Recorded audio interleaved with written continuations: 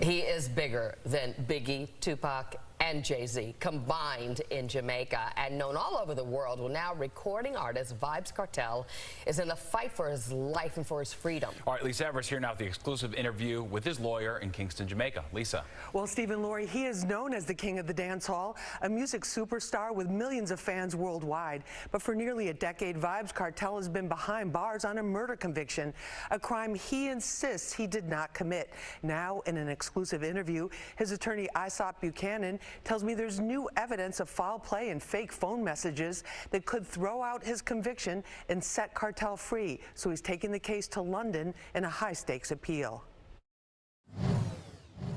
Artist Vybz Kartel, whose legal name is Adidja Palmer, is much more than a performer and prolific creator. He's an influential cultural icon, the epitome of the self-made man from the streets who succeeded despite the odds.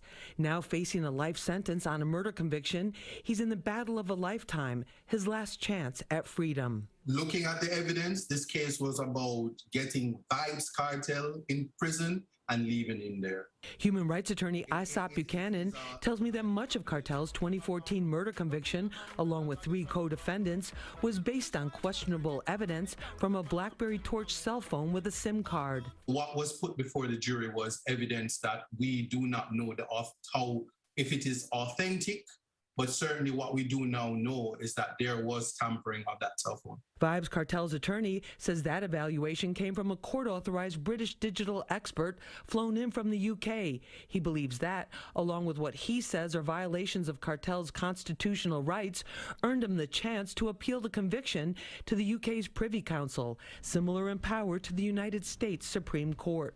Our hope is that the Privy Council, in reviewing the evidence, including the fresh evidence that will be put before them, would come to the conclusion that everyone has looked at the case or is certainly have access to the material, would find that the conviction is unsafe and cannot stand.